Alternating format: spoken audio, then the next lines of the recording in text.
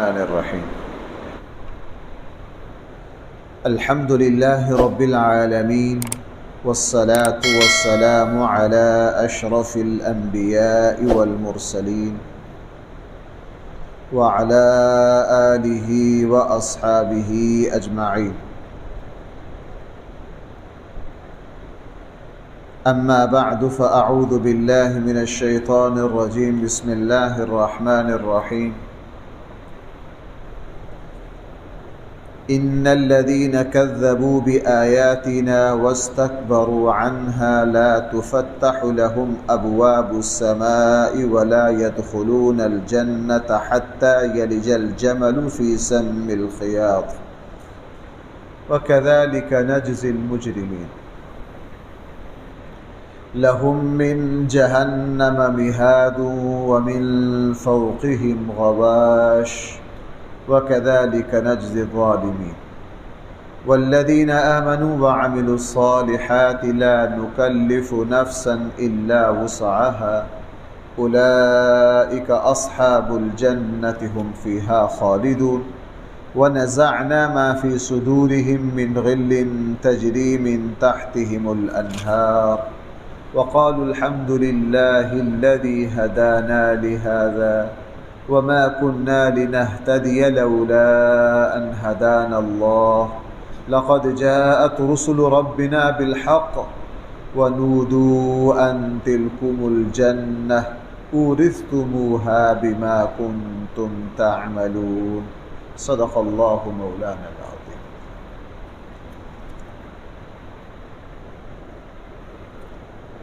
پہلی آیت میں اللہ جل جلالہ نے یہ ارشاد فرمایا کہ جن لوگوں نے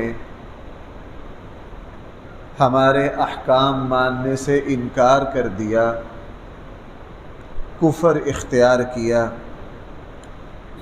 ان کے لیے آسمان کے دروازے نہیں کھولے جائیں گے اور وہ جنت میں اس وقت تک داخل نہیں ہو سکیں گے جب تک اونٹ کو سوئی کے نکے سے نہ گزارا جا سکے۔ ظاہر ہے اونٹ سوئی کے نکے سے گزر نہیں سکتا، اور اللہ تعالی کے احکام کا انکار کرنے والے کافر جو ہیں وہ بھی جنت میں نہیں جا سکتے۔ اس کو تعلیق بالمحال کہا جاتا ہے۔ پہلی بات یہ ارشاد فرمائی کہ جن لوگوں نے کفر کیا ان کے لیے آسمان کے دروازے نہیں کھولے جائیں گے۔ اس کا کیا مطلب ہے؟ نبی کریم صلی اللہ علیہ وسلم جب معراج پر تشریف لے گئے، آپ علیہ السلام نے آسمان، اس کے دروازوں پر دربان اور فرشتوں کے مقرر ہونے کی تفصیلات بیان کی۔ اس لیے آسمان کے دروازے ہیں، اوپر ایک پورا نظام ہے۔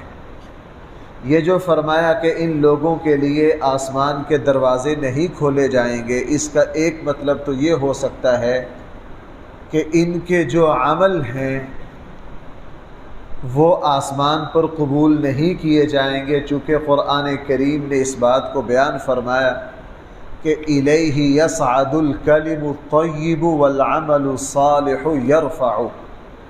پاکیزہ کلمات اور نیک عمل آسمان پر جاتے ہیں۔ قرآن کریم نے سورہ فاطر کے دوسرے رکوع میں اس کی تفصیل کو بیان کیا ہے۔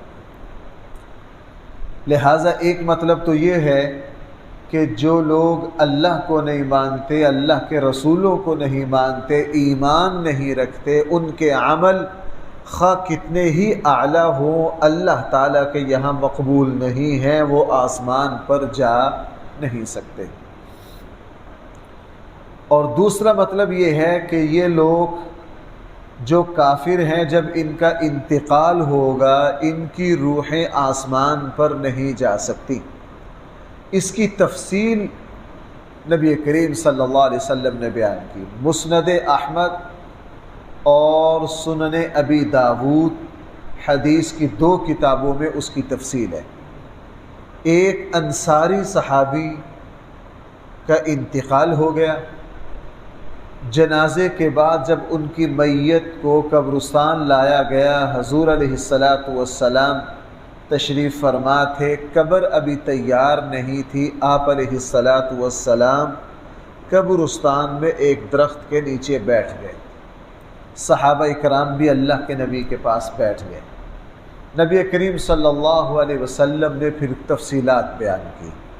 آپ علیہ السلام نے فرمایا کہ جب کسی بندہ مومن کا انتقال ہونے لگتا ہے، اس کا آخری وقت قریب آتا ہے، رسول اللہ صلی اللہ علیہ وسلم نے ارشاد فرمایا کہ فرشتے آتے ہیں، وہ جنت کے کفن اور خوشبوئیں ساتھ لاتے اور آ کے اس میت کے پاس بیٹھ جاتے ہیں، آ کے اس میت کے پاس بیٹھ جاتے ہیں اور اس میت کو اپنی طرف متوجہ کرتے ہیں۔ اسی لیے ایسے واقعات ایک نہیں ہزاروں ہیں، بڑی مرتبہ میں نے آپ کو اس طرح کے واقعات سنائے۔ حضرت حسن رضی اللہ عنہ کو زہر دیا گیا، جب ان کا آخری وقت آیا تو حضرت حسین رضی اللہ عنہ ان کے پاس تھے، تو حضرت حسن رضی اللہ عنہ نے ان سے فرمایا تھا کہ میں اللہ کی نورانی مخلوق کو دیکھ رہا ہوں جو مجھے لینے کے لیے میرے پاس آ کر بیٹھ گئے۔ اس طرح کے ہزاروں واقعات ہیں۔ حضور علیہ السلام نے فرمایا کہ فرشتے جنت کے کفن اور خوشبوئیں لے کر اس کے پاس آ جاتے ہیں اور اس کو اپنی طرف مانوس کرتے ہیں۔ پھر جو موت کا فرشتہ ہے وہ روح نکالتے ہوئے یہ کہتا ہے، یا ایتھا النفس المطمئنہ ارجعی الی ربک راضیۃ مرضیہ، اے نفس مطمئنہ تو اپنے رب کی طرف چل آ۔ جیسے ہی وہ یہ کہتا ہے تو روح نکال کر وہ ان فرشتوں کے حوالے کر دیتے ہیں۔ فرشتے اس روح کو لے کر آسمانوں پر جاتے ہیں، اور جب آسمان کے دروازوں پر جاتے ہیں فرشتے پوچھتے ہیں یہ مبارک روح کس کی ہے، تو دنیا میں جس نام سے اس کی شہرت ہوتی ہے فرشتے وہ نام بتاتے ہیں، اور آسمان والے فرشتے فوراً کہتے ہیں کہ ہم تمہیں خوش آمدید کہتے ہیں، تشریف لائیے، اور ان کے لیے آسمان کے دروازے کھول دیے جاتے ہیں۔ اور جب آسمان کے دروازے کھول دیے جاتے ہیں تو اس کی روح کو اور اس کے نیک عملوں کو آسمان پر ایک مقام ہے علیین، جس کا ذکر 30ویں پارے میں سورہ مطففین میں جس کا ذکر ہے۔ قرآن کریم نے فرمایا وما ادراک ما علیون، لوگو تم جانتے ہو علیین کیا ہے؟ کتاب مرقوم، وہ تمہارا لکھا ہوا نامہ اعمال ہے، یشہدہ المقربون، اور اس کے پاس موجود رہتے ہیں اللہ کے مقرب فرشتے۔ 30ویں پارے سورہ مطففین میں قرآن کریم نے اس کا ذکر کیا۔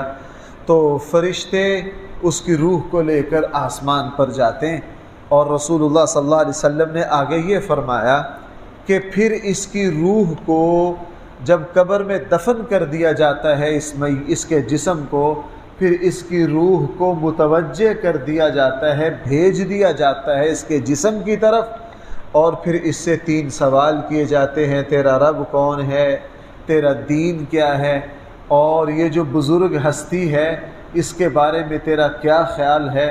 وہ جواب دیتا ہے کہ میرا رب اللہ ہے، میرا دین اسلام ہے، اور یہ جو بزرگ ہستی ہے یہ میرے نبی صلی اللہ علیہ وسلم ہیں۔ حدیث مبارکہ میں آتا ہے اس کے بعد پھر اس کے لیے قبر کو حد نگاہ تک وسیع کر دیا جاتا ہے، اور جنت کی کھڑکیاں کھول دی جاتی ہیں جس سے وہ جنت کی خوشبوئیں سونگھتا ہے۔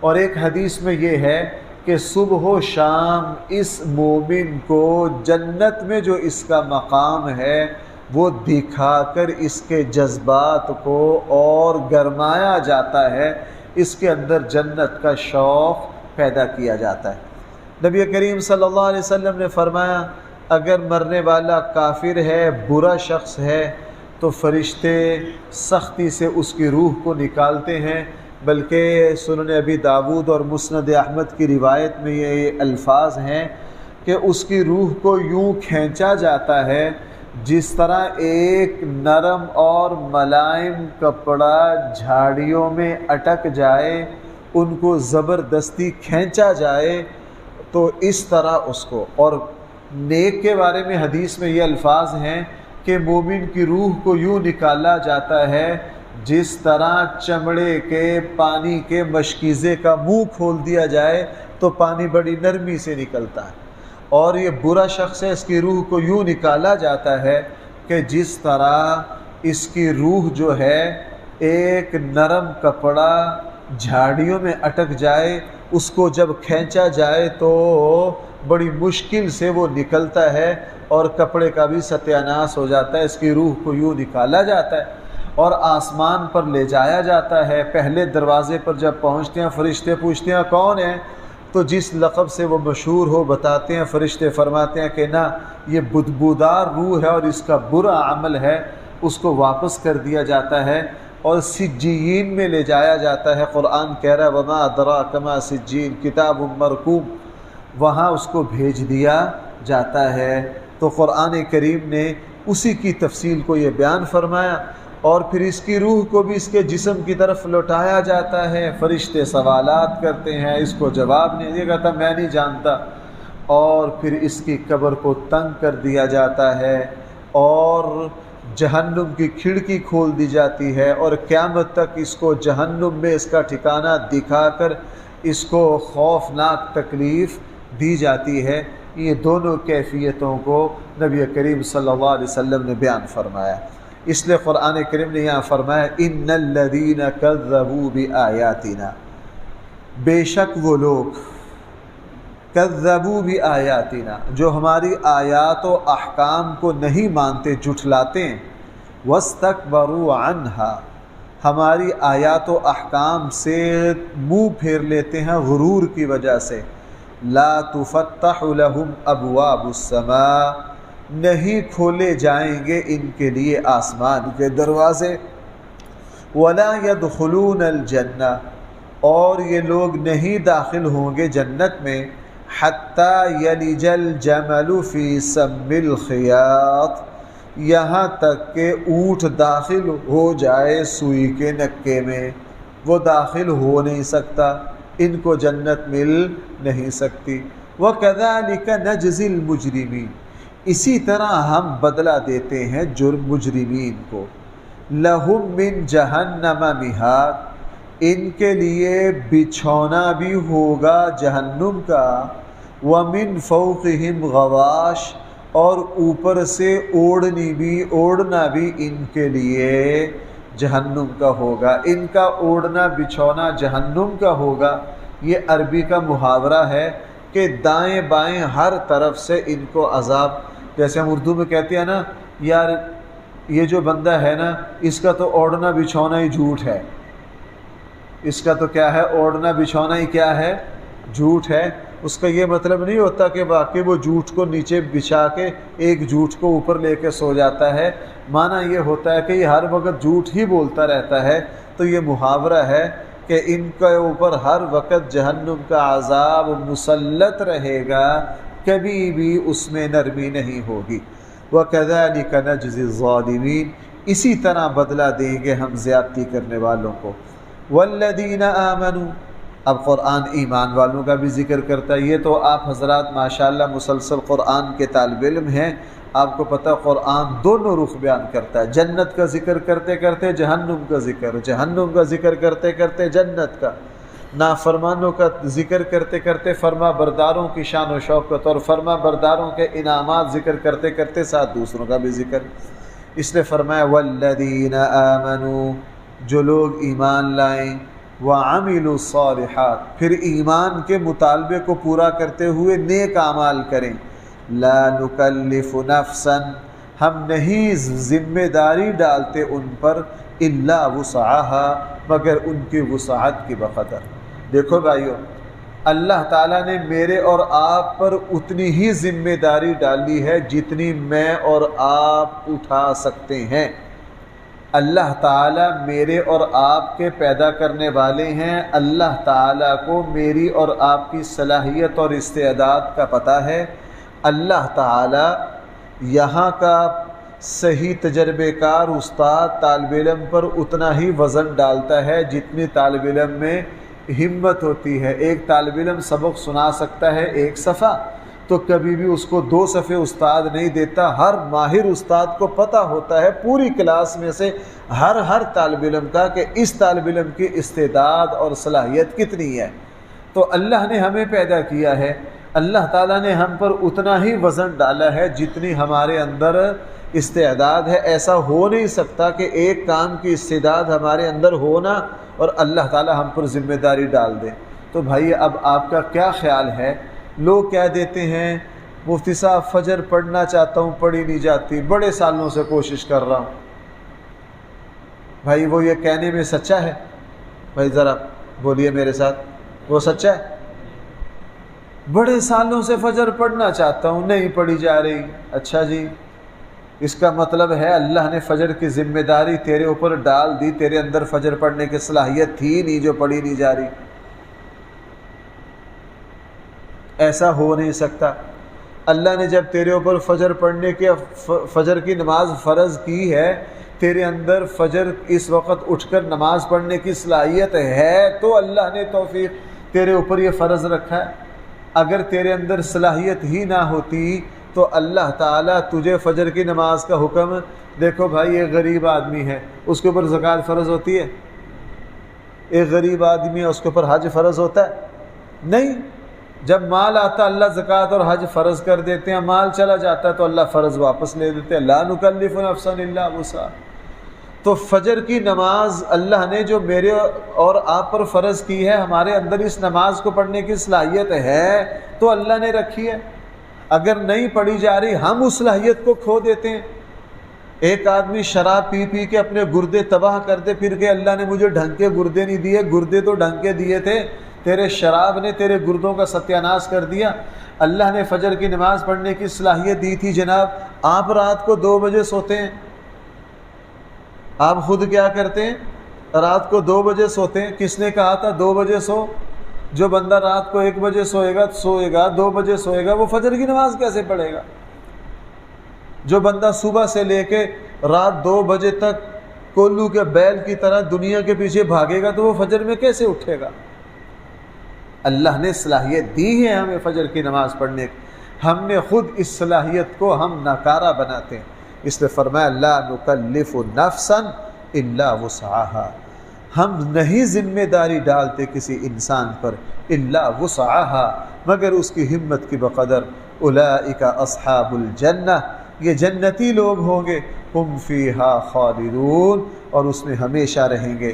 بھائی اگلی بات، چلو میں پہلے ایک سوال کر دیتا ہوں تاکہ اگلے والی بات سمجھ میں آ جائے۔ قرآن کریم نے ارشاد فرمایا ہم اہل جنت کو جب جنت میں لے جائیں گے تو ان کے دلوں کو بشری تقاضے، آپس کی نفرتیں، عداوتیں، حسد، ہر چیز سے پاک صاف کر دیں گے۔ حدیث میں اس کی تفصیل ہے، جنت کے پاس ایک چشمہ ہے، اہل جنت کو اس میں غسل دیا جائے گا، اور غسل دینے کے بعد دنیا میں ان میں جو کدورتیں، جو بغض، آپس کی نفرتیں ہوں گی، ان سب کو صاف کر دیا جائے گا۔ جنت میں جب ہم جائیں گے ہمارے ساتھ یہ بشری مصیبتیں نہیں ہوں گی، کبھی اپنے بھائی کے ساتھ جھگڑا اور کبھی دوسرے بھائی کے ساتھ حسد، وہاں اللہ تعالیٰ اس کا مزاج ہی نہیں رکھیں گے۔ آج مجھ سے کئی مرتبہ خواتین نے یہ سوال کیا کہ جی جنت میں 1 سے زیادہ بیویاں ہوں گی، عورت کی فطرت ہے کہ یہ سوکن برداشت نہیں کرتی، تو جناب وہاں کئی ساری بیویاں ہوں گی، وہ ہمارے لیے جنت ہے یا وہ ہمارے لیے مصیبت ہے؟ تو یہاں جو سوکن سے جو فطری طور پر ناپسندیدگی اور جلن ہے، اس کا تعلق اس دنیا سے ہے۔ جنت میں جا کر اللہ تعالیٰ ان سارے بشری مادوں کو بھائی کیا کر دیں گے؟ ختم کر دیں گے۔ وہاں نہ کسی کو بغض ہوگا، وہاں جنت میں کسی کا درجہ کم، کسی کا درجہ زیادہ۔ ایک بھائی نچلے درجے میں ہے، دوسرا اوپر والے درجے میں ہے، کوئی حسد نہیں ہوگا، چونکہ وہاں حسد کا مادہ یہ تو اس دنیا کی رکاوٹیں، یہ تو اس دنیا کی آزمائش ہے۔ اسی لیے یہ آیت پڑھ کے حضرت علی رضی اللہ سننا بھائی، چونکہ ہمارے یہاں جھگڑے بیان کیے جاتے ہیں نا، مثبت پہلو بیان نہیں کیے جاتے۔ حضرت علی، حضرت طلحہ، حضرت زبیر، حضرت عائشہ، حضرت امیر معاویہ رضی اللہ عنہم، ان میں آپس میں اختلافات ہوئے اور وہ اختلافات جنگوں تک چلے گئے، لیکن حضرت علی رضی اللہ عنہ نے یہ فرمایا، میں، عثمان، طلحہ، زبیر، یہ آیت ہمارے بارے میں اتری ہے کہ کل قیامت والے دن ہمارے درمیان جو رنجشیں ہوئیں اللہ تعالی ہمارے دلوں کو صاف کر دیں گے، چونکہ یہ رنجشیں جو ہیں یہ کسی ذاتی عناد اور دشمنی کی وجہ سے نہیں۔ حضرت طلحہ و زبیر جب شہید ہوئے مد مقابل لشکر میں تھے، حضرت علی سے پوچھا گیا طلحہ اور زبیر کہاں گئے ہیں؟ فرمایا جنت میں گئے ہیں، میرے بھائی ہیں۔ کیا فرمایا؟ کہاں گئے ہیں؟ جنت میں گئے ہیں، میرے بھائی ہیں۔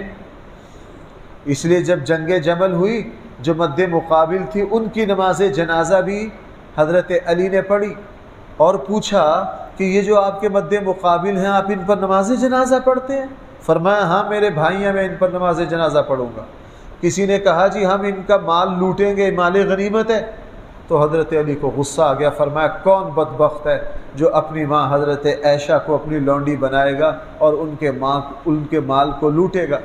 اس لیے یہ جو جھگڑے ہوئے یہ اخلاص کی بنیاد پر ہوئے، حضرت علی نے جو حق سمجھا وہ کیا، اور ان کے مد مقابل جو صحابہ تھے انہوں نے جو حق سمجھا وہ کیا، اور یہاں عناد کی وجہ سے نہیں ہوئے۔ بہرحال قرآن نے فرمایا وَنَزَعْنَا، ہم نکال لیں گے، کھینچ لیں گے، مَا فِي صُدُورِهِم مِّن غِلٍّ، ان کے دلوں میں جو بھی کدورتیں ہوں گی۔ اس سے پتہ چلا کہ اہل جنت میں جب جائیں گے صاف دل ہو کر جائیں گے۔ بھائی دو باتیں ذرا سننا۔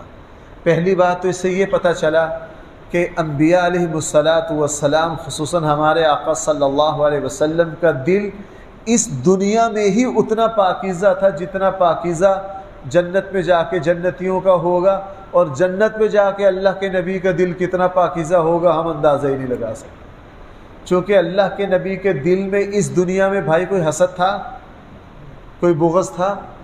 میں نے بڑی مرتبہ آپ سے عرض کیا کہ اہل جنت کو جنت میں جا کے جو جو صفات ملیں گی وہ صفات تو انبیاء کو اس دنیا میں حاصل ہے، وہ صفات تو انبیاء کو اس دنیا ہی میں حاصل ہیں، جنت میں جا کے تو پتہ نہیں ان کی پاکیزگی کا کیا عالم ہوگا۔ اور دوسری بات جو میرے اور آپ کے کام کے، اس سے پتہ یہ چلا جو مسلمان اپنے دل کو دوسروں کی نفرت اور عداوت اور حسد سے پاک رکھتا ہے اس کا دل دنیا ہی میں جنتی۔ بھائی اس کا دل دنیا میں کیا ہے؟ وہ ایک حدیث، بھائی سمجھ پا رہے ہیں میری بات؟ کیا آپ تھک گئے؟ وہ ایک حدیث میں کیا ہے، ایک صحابی کو کے بارے میں اللہ کے نبی نے فرمایا تھا نا یہ جنتی ہے۔ دوسرے صحابہ نے پوچھا تھا تم کیا کرتے، تو انہوں نے کیا کہا تھا؟ میں اپنے دل کو دوسروں کے بارے میں کیا رکھتا ہوں؟ صاف رکھتا ہوں۔ دل کی صفائی، دل میں دوسروں کا حسد نہ ہونا، بغض نہ ہونا، نفرت نہ ہونا، یہ اس دل کی پاکیزگی اور جنتی دل ہونے کی علامت ہے۔ اس کا الٹ مفہوم لے لیجئے، جو ہر وقت اپنے رشتہ داروں کے حسد میں مرا رہتا ہے، دوسروں کے بغض سے بھرا رہتا ہے، تو بھائی کیا خیال ہے ان کے بارے میں؟ اور اب ہمارے یہاں جھگڑا، میرے پاس مسئلہ آیا بھائی، مسئلہ آیا، میاں بیوی میں طلاق ہو گئی، 4 بچے ہیں، دونوں مالدار ہیں۔ اچھا طلاق کس بنیاد پر ہوئی ہے؟ بیوی ہے پی ٹی آئی کی، شوہر ہے نون لیگ کا، اور یہ ہم پر عذاب مسلط ہے۔ آپ میرے درس سنتے ہو، ہم ایک صف کے یار دوست ہیں، ہمارا مرنا جینا اکٹھا ہے، ہم ایک دوسرے کے جنازوں میں شریک ہوتے ہیں۔ میں آج اگر سیاست پر درس دے دوں نا، اگر میں نون لیگ کا موقف بیان کروں تو آپ میں سے جو پی ٹی آئی کے ہیں وہ درس کے بعد میرا گریبان پکڑ لیں گے، اگر میں پی ٹی آئی کا ہوں تو نون لیگ والے جو ہیں وہ میرا گریبان پکڑ لیں گے۔ یہ تو ہمارا نماز پڑھنے والوں کا حال ہے، جو باہر ہیں ان کا حال کیا ہوگا؟ یہ ہم پر عذاب مسلط ہے، کوئی مانے نہ مانے۔ اس وقت دلوں کے افتراق، آپس کے جھگڑے اور نفرتیں اس حد تک چلی گئی ہیں کہ اس بنیاد پر طلاقیں ہو رہی ہیں۔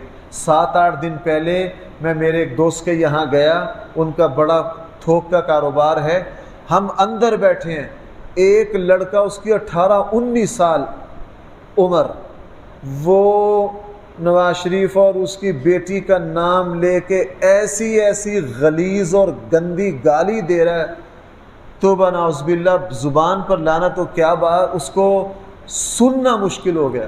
عمر 18 سال، گندی سے گندی، غلیظ سے غلیظ گالی۔ آپ کہتے ہیں جی ماشاءاللہ یہ سارا کچھ صحیح ہے، اللہ کے نبی نے تو فرمایا مومن کا کام گالی دینا نہیں ہے۔ تو اس وقت دلوں میں اس جمعے میں حضرت حسن کی ایک بات اس کو دوبارہ بیان کروں گا کہ حضرت حسن نے دلوں کے افتراق کو کس طرح ختم کیا۔ یہ ہم پر لعنت مسلط ہے اس وقت پاکستان کی قوم پر، اپنا اپنا سیاسی موقف اپنی جگہ، دوسروں کو گالیاں دینا، دوسروں پر الزام لگانا، اور اس بنیاد پر میاں بیوی میں طلاق ہو جانا۔ اور اب بات اس حد تک بڑھ گئی ہے، جو میرا ساتھ نہیں دے گا وہ مشرک ہے، قبر میں اسی کا سوال ہونا ہے۔ کوئی کہہ رہا ہے کہ اپنے مد مقابل سے لڑنا یہی حج جمرہ ہے۔ بھائی یہ کہا نہیں جا رہا، تو یہ لعنت نہیں ہے ہم پر؟ کوئی اپنے مد مقابل کے خلاف جد و جہد کو حج اور عمرہ کہہ رہا ہے، کوئی اس کو شرک سے تعبیر کر رہا ہے، کوئی یہ کہہ رہا ہے قبر میں اس کا سوال یہ ہوگا، کوئی کہہ رہا ہے جی اللہ مجھے پوچھیں گے جب اپنی جوانی کہاں لگا کے آئے ہو، میں کہوں گا میں اپنے فلاں لیڈر کے ساتھ لگا کے آیا ہوں۔ ہم مانے نہ مانے، ہمارا کام بیان کرنا ہے۔ ہماری گراوٹ اس حد تک چلی گئی، اس لیے فرمایا وَنَظَرْ، میں نے تو اپنے اوپر بھائی پابندی لگا رکھی ہے، آپ بھی لگا لیجئے اگر اپنی روحانیت کو بچانا ہے۔ سیاسی جھگڑے سے، میں موقف سے نہیں، اسلام اور سیاست الگ الگ نہیں ہے، اسلام اور سیاست الگ الگ نہیں ہے۔ ہم انقلابی اس سیاست کے قائل ہیں جو نفاذ اسلام کے لیے ایک سبب ہے، لیکن جو صورتحال معاشرے میں ہے، منٹوں میں بازو چڑھا لیتے ہیں، مسجدوں میں جھگڑے ہو رہے ہیں، اب طلاق ہو رہے ہیں، اس غلیظ بحث سے اپنے آپ کو دور کیجئے، یہ گناہ ہے۔ بہرحال بھائی میری بات سمجھ آئی ہے کہ نہیں؟ یا ایسا ہے کہ جب ہم قرآن کی تفسیر بیان کرتے ہیں تو ٹھیک ہے، اگر اس کو حالات پہ چسپا کریں تو پھر ہم کہتے ہیں یار یہ کام خراب ہے، بس حالات پر چسپا نہ کریں، تو بھائی یہ قرآن میری اور آپ کی زندگی پر لاگو ہوتا ہے۔ اس لیے قرآن نے کیا فرمایا، وَنَزَعْنَا، ہم کھینچ کے نکال دیں گے، مَا فِي صُدُورِهِم مِّن غِلٍّ، جو میل کچیل ان کے دلوں میں ہوگی، تجری من تحتہم الانہار، ان کو پھر وہ جنتیں دیں گے جن کے نیچے نہریں بہ رہی ہوں گی۔ وَقَالُوا الْحَمْدُ لِلَّهِ، ساری تعریفیں اس اللہ کے لیے ہیں، الَّذِي هَدَانَا لِهَذَا، جس نے ہمیں سیدھی راہ دکھائی۔ آگے فرما رہے ہیں وَمَا كُنَّا لِنَهْتَدِيَ، ہم کبھی بھی سیدھی راہ پر نہ چل سکتے، لولا ان ہدانا اللہ، اگر ہمارا رب ہمیں سیدھی راہ نہ چلاتا۔ لقد جاءت رسل ربنا بالحق، ہمارے رب کے نمائندے اور رسول ہمارے پاس سچ لے کر آئے۔